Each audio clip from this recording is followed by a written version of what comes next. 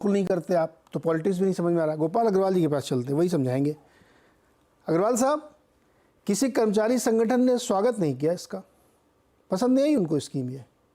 नहीं, देखिए, दो बात है हमें समझनी पड़ेगी कि देश में जो अर्थव्यवस्था चलने के लिए इकोनॉमिक रिफॉर्म्स और टैक्स पेयर्स मनी का भी इम्पोर्टेंस है, और इकोनॉमिक प्रूडेंस जो अभी गोपाल कुमार जी ने कहा वो भी जरूरी है। तो ये तीनों को समावेश करते हैं, टैक्स पेयर्स मनी के महत्व को भी सामने रखते हैं कि उसकी भी सैंक्टिटी, उसकी भी एक तरीके से उसका भी सम्मान करना चाहिए, अभी इसमें है।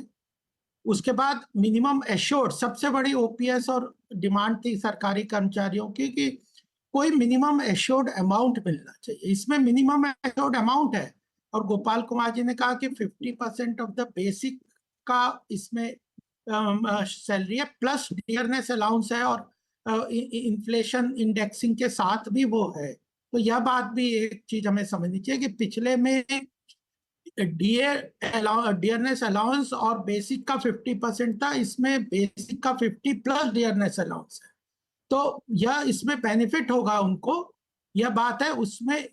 और यह भी जब एवरेज आपने कहा कि केवल लास्ट महीने में सैलरी बढ़ती है, ऐसा नहीं है, लास्ट ईयर में बढ़ती है, तो उसका एवरेज में तो एवरेज पूरा साल का आ ही जाएगा। अगर उसकी किसी भी पूरे साल में कभी भी सैलरी बढ़ी है तो उसकी एवरेज आ जाएगी। और अल्टीमेटली अर्थव्यवस्था अब भारत की मजबूत होनी है, तो उसमें एक चीज मैं नीरज जी आपके सामने ये भी कहना चाहता हूँ कि जो पॉपुलिस्ट स्कीम के अंतर्गत यूपीए करता था, इन्होंने देखिए हिमाचल में करा, कर्नाटक में अनाउंस कर दिया कि हम ओल्ड ओपीएस में जाएंगे, क्या लागू किए? क्या अनाउंस कर दिया, और उसके बाद केंद्र से कह रहे हैं कि पैसा दे दो। अरे, आप प्रदेश सरकार बन के आप अनाउंस कर रहे तो हो, आप क्यों लागू कर रहे हैं? आप अर्थशास्त्र को समझ रहे हैं तो आप क्यों लागू कर रहे हैं? तो हम तो एक इम्प्रूवमेंट देखिए। इम्प्रूवमेंट क्या होता है? आप कह रहे हैं कि फ्री भी महाराष्ट्र सरकार दे रही है 1500 रुपए, अभी लाडला भैया और लाडला बहना योजना आई कि नहीं आई? मैं ये कह क्या रहा हूँ है? कि फिस्कल प्रूडेंस और दोनों को मिक्स करना पड़ेगा। ऐसा नहीं है कि डेमोक्रेसी में जनता की आवाज और जनता की डिमांड को बिल्कुल ही इग्नोर करके आप अपनी मर्जी, केवल इकोनॉमिक रिफॉर्म्स की बात नहीं है, इकोनॉमिक प्रूडेंस की बात नहीं है, दोनों का समावेश करना है। तो मैं ये कहना चाहता हूँ कि यूपीएस में आर्थिक विषयों का समावेश भी है, और जनता की डिमांड का प्रजातांत्रिक तरीके से उसका एक सॉल्यूशन भी है। और आने वाले समय में, अभी क्या आज सोमनाथन जी ने क्या आया उनके इंटरव्यू में कि वो यूपीए में, और भी आपने पूरी बात, वो क्या करते थे, एक तो अनाउंस कर दिया, उसको इम्प्लीमेंट नहीं करना। दूसरा, उन्होंने कई बार चीजों को आउट ऑफ द बजट, हमने देखा कि 2014 से पहले 2 लाख करोड़ का उन्होंने जो ये जो गोपाल जी, यूपीए सरकार ने अगर ये सब काम नहीं किए तो वो आज विपक्ष में है 10 साल से। क्या आप भी वही चाहते हैं क्या? नहीं नहीं, हम तो इसीलिए कह रहे हैं कि दोनों नहीं, को तो मैं सीधा सवाल नहीं, गोपाल जी रुको ना एक मिनट, आप सीधा सवाल मेरा समझ नहीं रहे हो। आप मुझे बताओ, किस कर्मचारी संगठन ने आके ढोल नगाड़े के साथ स्वागत किया आप लोगों का कि आपने तो मेरी मांग पूरी कर दी, मुराद पूरी की, बैकुंठ मिल गया मुझको? किसी ने किया ऐसा? जो एक संगठन नहीं है जो इससे खुश हो।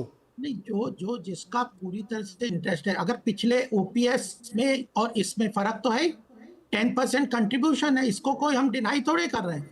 एम्प्लॉय तो ऐसा, तो फिर सब चीजें अगर केवल गवर्नमेंट एम्प्लॉय को ही सब चीजें दे दी जाए क्या? ये देखिए एक गोपाल वर्ग जी के सुनिए लिए ना, नहीं होता, ये सभी ये के लिए शो करता समावेश है, ये शो करता है कि आप देर सबेर ओपीएस भी मान लेंगे। कह दीजिए आप इस चैनल पे कि ओपीएस नहीं लागू करेंगे किसी हालत में। नहीं नहीं, अब ये तो प्रजातंत्र है, हमारी मर्जी थोड़ी। तो मैं वही तो कह रहा हूँ कि धीरे धीरे आप झुक रहे हैं, तो सर पूरा कर दीजिए ना फिर एक झटके में। ये क्या है, थोड़ा सा किया, फिर 2-4 महीने आंदोलन चलेगा, फिर थोड़ा सा करेंगे। आप जनता आप को दबाव में काम कर रहे हैं, सरकार दबाव में काम कर रही है क्या? नहीं, सरकार दबाव में नहीं है, दोनों को अगर वही होता तो ओपीएस लागू कर देते कांग्रेस की तरह, फ्यूचर जनरेशंस को कह देते कि बाकी आने वाली सरकार, हम तो लागू कर देते हैं, आने वाली सरकारों को। आज सोमनाथन जी ने क्या कहा, 18.5% का कंट्रीब्यूशन केंद्र सरकार करेगी, प्रदेश सरकार करेगी, और 10% वो करेंगे। सर मुझे सोमनाथन जी की बात से ज्यादा इंटरेस्ट है कि आप क्या कह रहे हैं। नहीं, मैं नहीं समझ रहा हूं सर, मैं तो सर नहीं, गोपाल जी बहुत स्पष्ट बता दूं मैं कि या तो मैं अर्थशास्त्र समझता हूं या राजनीति समझता हूं, दोनों को मिक्स नहीं कर समझता हूं। नहीं, कोई इसमें कैसे समावेश है? आप ही लोगों ने पहले ये पोजीशन ले रखी है कि पेंशन का बोझ सरकार नहीं उठा सकती है, आप अग्निवीर योजना क्यों लेके आए थे? नहीं तो नीरज जी, आप दोनों नहीं, आप समझिए ना, आपने इकोनॉमिक्स का हवाला दे करके एक प्रूडेंस दिखाया और आप ये सारी स्कीम लेके आए, अब आप उसमें डाइल्यूट कर रहे हैं ना। डाइल्यूट तो होगा चीजों में, अगर तो मैं वही तो कह रहा हूं कि या तो इधर रहिए या उधर रहिए, धीरे धीरे आप ओपीएस कर देंगे, ऐसे लक्षण दिख रहे हैं मेरे को। गोपाल जी की बात चलते हैं, रुको, दूसरे वाले गोपाल जी, गोपाल जी नहीं, एक 10 सेकंड और दे दीजिए, लीजिए 10 सेकंड लीजिए। बाइनरी नहीं होता इकोनॉमिक्स में, कभी इधर चले जाओ या इधर चले जाओ। सर बाइनरी बनाया है, पिछले 4 महीने में बाइनरी बनाया है। लेटरल हायरिंग क्यों वापस लिया आपने? बाइनरी है ना वो, क्यों वापस ली? लाए और वापस ले ली बाइनरी।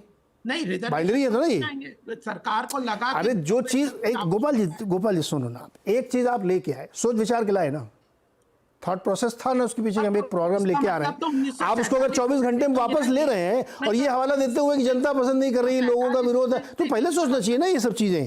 1947 में जो डिसीजन हुआ उसके बाद देश में बदलाव। नहीं, मैं 1900 मैं तो अभी अगस्त 2024 की लेटरल हायरिंग की बात कर रहा हूँ सर, एक हफ्ते के अंदर की बात कर रहा हूँ। आप तो 47 में कहाँ पहुंच गए? गोपाल कुमार जी के पास चले।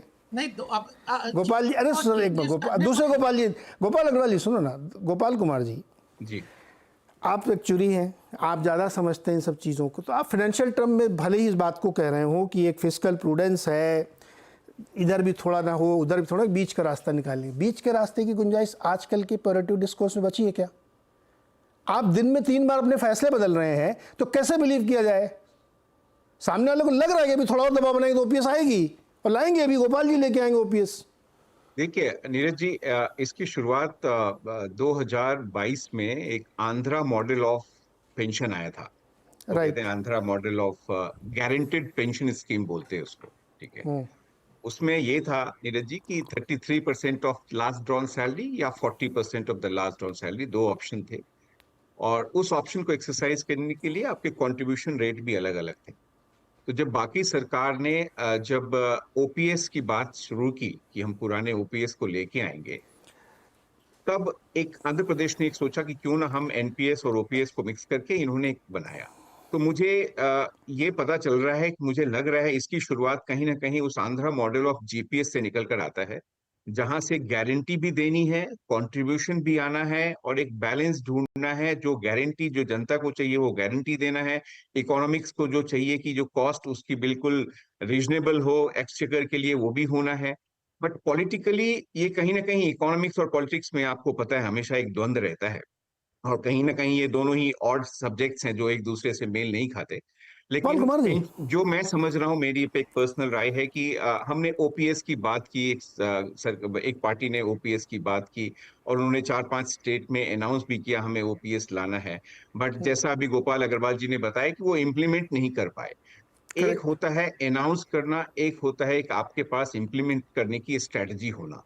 अगर आप सिर्फ डिक्लेयर करें और उसको इम्प्लीमेंट ना करें, ठीक है, वो भी कहीं हद तक पॉलिटिकली शॉर्ट रन में सही हो सकता है, बट पॉलिटिकली लॉन्ग रन में ये कहीं सही नहीं है। जी गोपाल कुमार आप इसका मैं एक उदाहरण देता हूं कि मैंने जिस पार्टी ने ये कहा था कि ओपीएस आना चाहिए, मैंने देखा है, कहीं सुना भी है कि उनके मैनिफेस्टो में, लोकसभा के इलेक्शन के मैनिफेस्टो में ओल्ड पेंशन स्कीम की बात नहीं की गई, कि शायद उन्हें ये एहसास हो गया कि स्टेट में जहां हमने ये बात की थी वो हम नहीं कर पाए। गोपाल, ये तो और खतरनाक बात आपने बता दी कि आप उनके ट्रैप में फंस गए हैं, जो वो खुद नहीं कर रहे हैं, आप उसके ट्रैप में फंस रहे हैं। और जो जगन रेड्डी वाली बात आपने की ना, ये आंध्रा का मॉडल चिपका दिया है, 95% क्लोन है उसका, ये उस स्कीम को मैंने पढ़ा है।